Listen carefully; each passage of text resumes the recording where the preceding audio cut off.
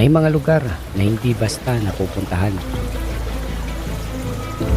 Mga tagong paraiso na kailangan mong paghirapan bago masilayan. Sa adventure na ito, dadalhin namin kayo sa isa sa mga tagong paraiso ng Samar, ang Pinipisakan Falls.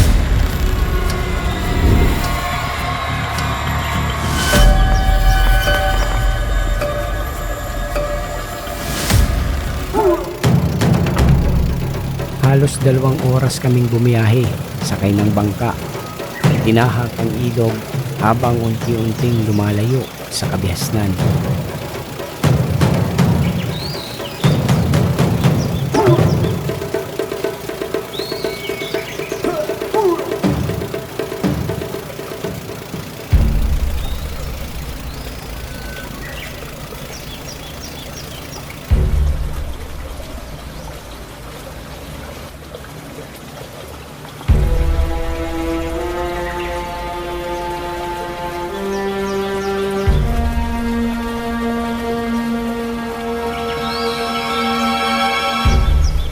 Pagdating sa Daraungan, nagsimula ang mas mabigat na pagsubok. Isang 2 oras na hike sa madulas, mabato at matarik na trail. Habang papalalim ng papalalim yung nilalakaran namin, mas Pagod, lalong kaba tumitirik at yung daan. excitement.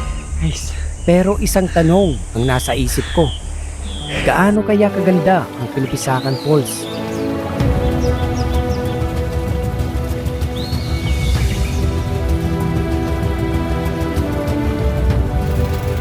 Ako nga pala si Mike ng Summer Traveler. Tara, samahan nyo kami sa adventure na to.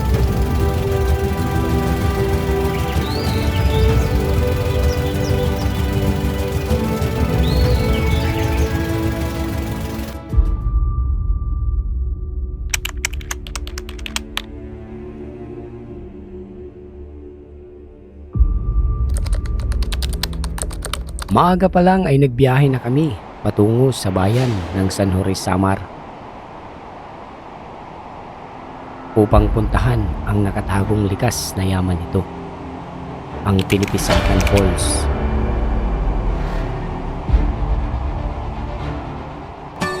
Pagdating namin sa bayan ng San Jorge, dumaan muna kami sa San Jorge Tourism Office para mag-logbook at mag-register.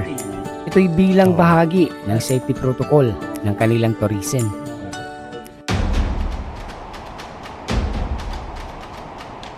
Pagkatapos nito, dumiretso na kami papunta sa Barangay Blanca Aurora dahil dito matatagpuan ang jump-off point papunta sa Pinipisakan Falls.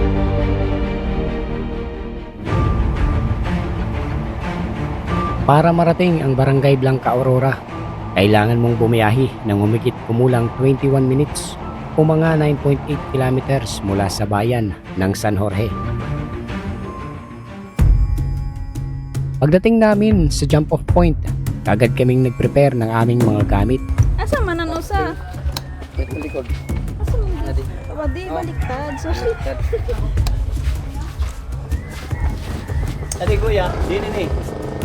Sige, kada lang.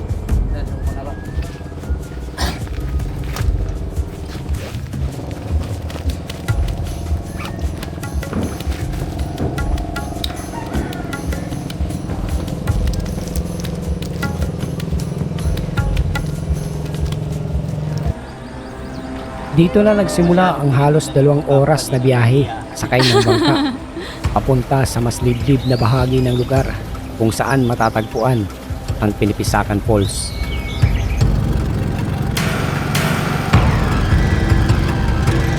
Sa simula pa lang ng aming biyahe, agad na kaming sinalubong ng mga pagsubok. Hindi pa man kami masyadong nakakalayo ay naranasan na namin ang hirap ng paglalakbay dahil sa mababaw na tubig ng ilog. Dahil dito, ilang beses na kinakailangan bumaba ng aming kasamang bangkero at tour guide para hilain at itulak ang bangka upang makausad kami.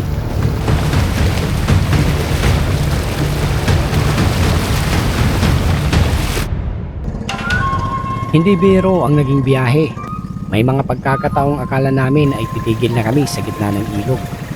Pero dito mo talaga makikita ang tiyaga at galing ng mga lokal na guide na sanay sa ganitong klaseng paglalakbay.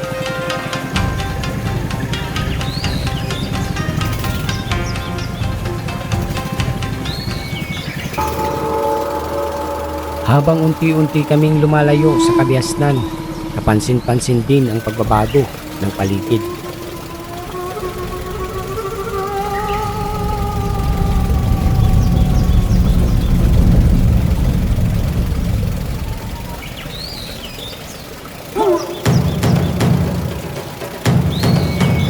At habang papalalim ang aming paglalakbay, mas lalo naming nasaksihan ang nakamamanghang ganda ng kalikasan.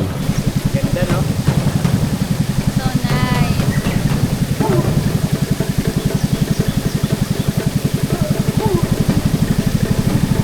Diretso nila Aralugan. Oo, may dagat dito. Ayan o. Yan, okay.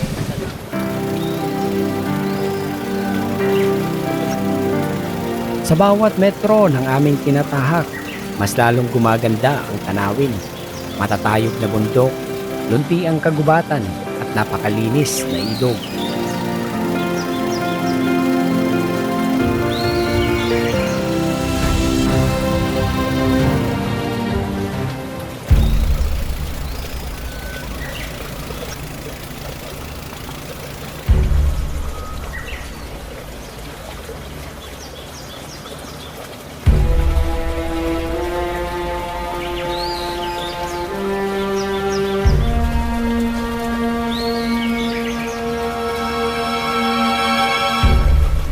Pagdating sa Daraungan, nagsimula ang mas mabigat na pagsubok. Ito yung start. 1-2 oras na hike sa madulas, mabato at matarik na trail.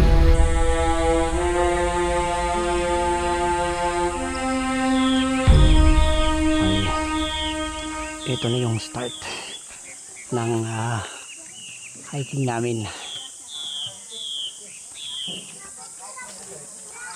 Ay.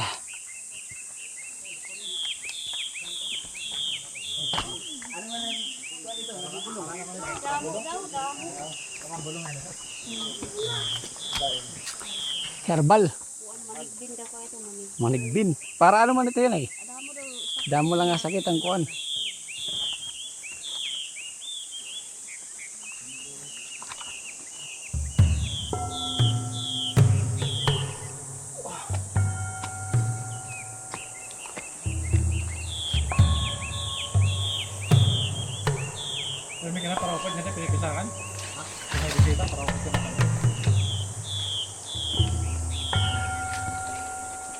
Ilang minuto pa lamang ng aming paglalakad ay narating na namin ang isang malapad na bahagi ng ilog na tinatawag nilang water refilling station. Nandito na kami. Sa ewan ko kung anong lugar to. Sa mga part ng river na dinaanan namin, no. Ang ganda, guys. Ano?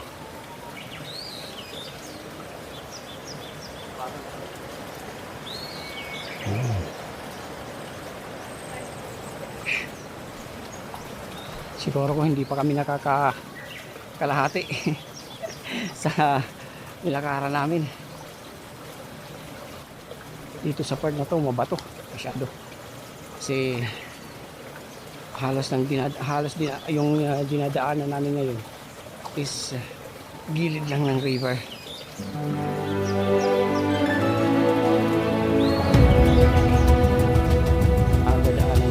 Dito muna kami huminto upang mag-refill ng aming mga lalagyan ng tubig para masiguradong hindi kami mauubusan habang binabaybay ang trail. Mahalaga ang bahaging ito ng paglalakbay dahil habang papalalim ang aming rota, mas mahirap na ang daan at mas limitado na ang papagkukunan ng malinis na tubig.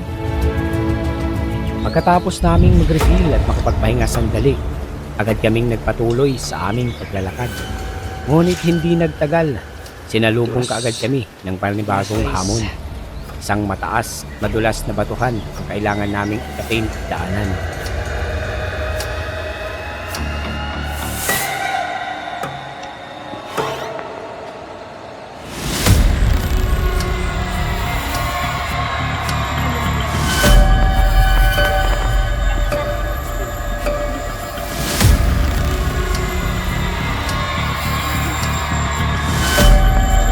Kailangan naming mag-ingat sa bawat hakbang dahil isang maling tapak lang ay maaari kang madulas.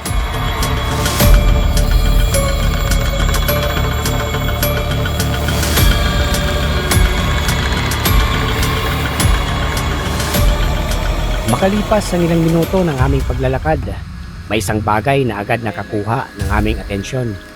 May nadaanan kaming isang bayawak na nahuli sa isang bitag. Napahinto kaming lahat at pinagmasdan ang kawawang hayop na pilit kumakawala. Makikita sa itsura nito ang takot at pagod habang sinusubukan nitong makalaya. Dahil dito, kaagad na nagdesisyon ang aming grupo na pakawalan ito. Hindi na kami nagdalawang isip dahil alam namin mas nararapat itong manatili sa natural nitong tirahan. Pwede man tamakan nga. Kaya, tamakan mo. Kaptean ang ulo.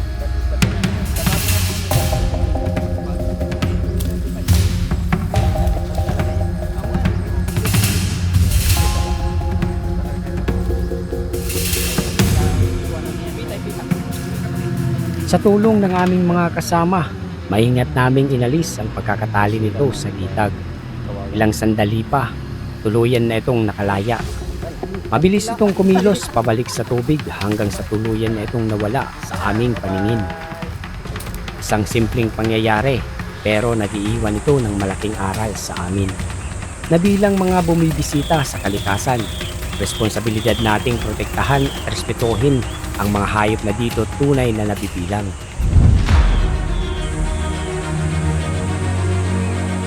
Habang papalayo kami at papasok sa mas malalim na bahagi ng kagubatan, mas lalo pang nagiging materik at madulas ang trail.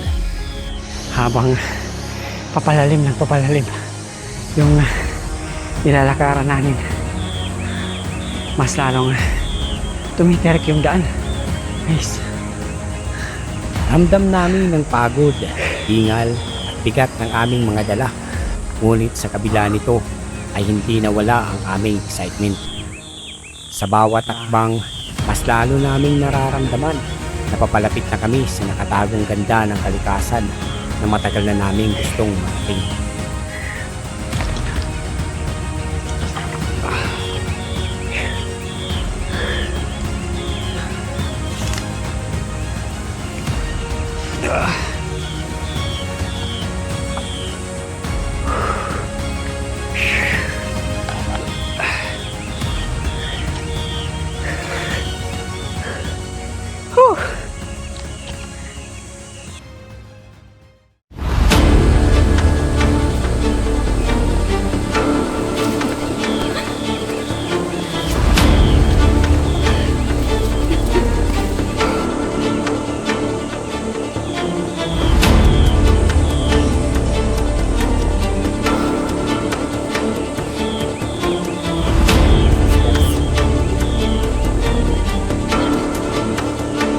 Habang papalapit na kami sa aming destinasyon, mas lalo naming nararamdaman ang excitement at kaba. Unti-unti nang bumungad sa amin ang naglalakihang mga bato na nagsisilbing palatandaan na malapit na kami sa Pinipisakan Falls.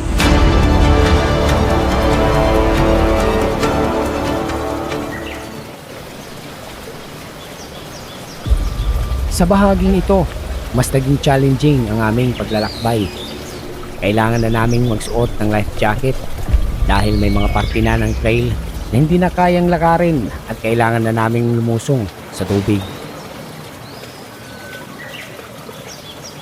Habang suot ang aming mga life jacket, isa-isa kaming lumusong sa malamig at rumaragas ang tubig.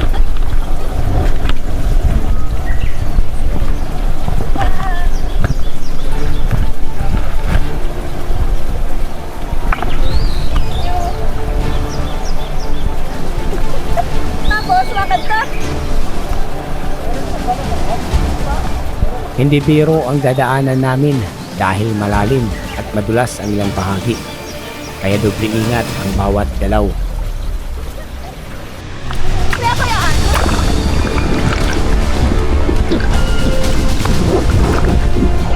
Gawin na ako.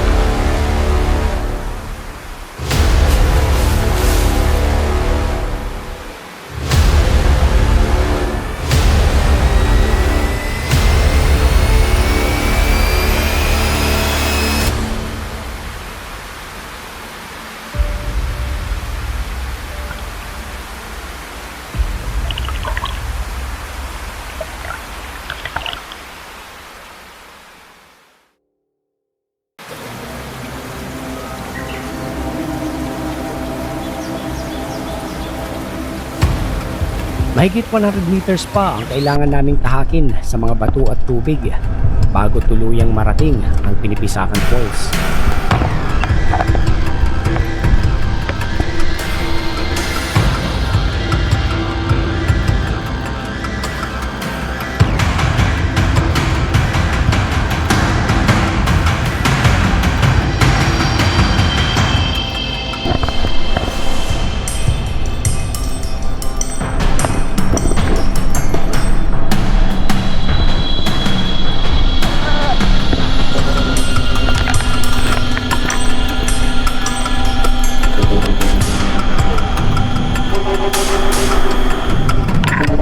Bawat metro ng aming nilalampasan, mas lalo kaming nai-excite sa kagandahang naghihintay sa amin sa dulo ng paglalakbay.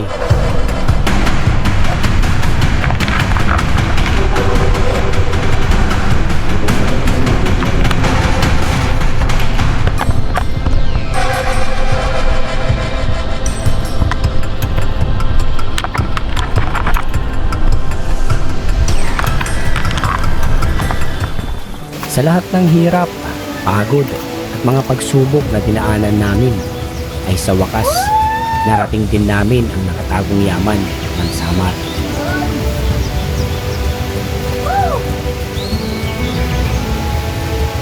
Ang Pinipisakan Falls.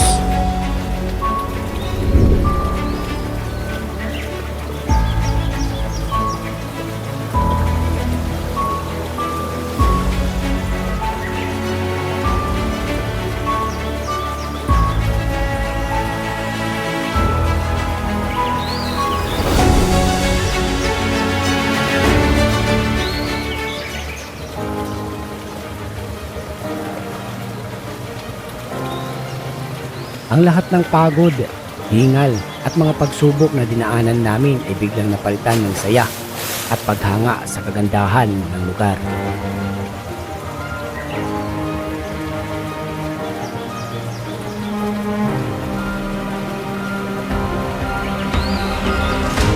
Pagdating namin sa Pinipisakan Falls, hindi na kami nag-aksaya ng oras at kaagad naming inakyat ang iba't ibang layer ng falls.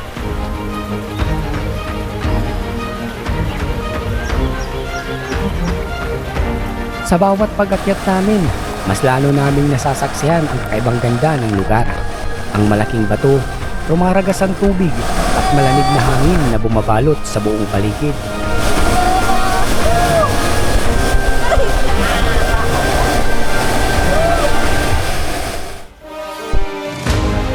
Habang papataas kami, mas lalo ring tumitindi ang excitement dahil alam namin may isa pang kamangha-manghang destinasyon na naghihintay sa amin.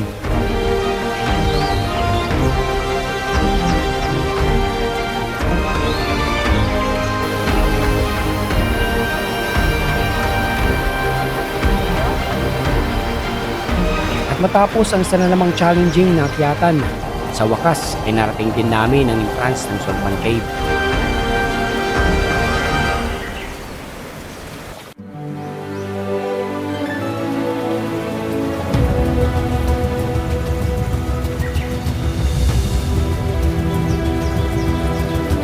Hindi maipapaliwanag ang saya at fulfillment ng aming nararamdaman ng sandaling iyon. Ang adventure na ito ay nagpapatunay na ang pinakamagandang destinasyon ay kadalasang nangangailangan ng sipag, tiyaga at lakas ng loob bago marating.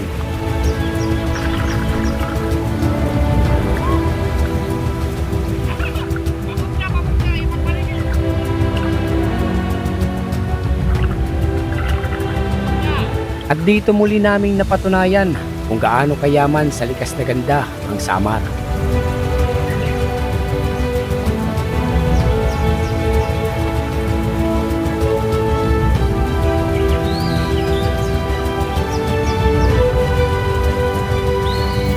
Maraming salamat sa pagsama ninyo sa aming adventure.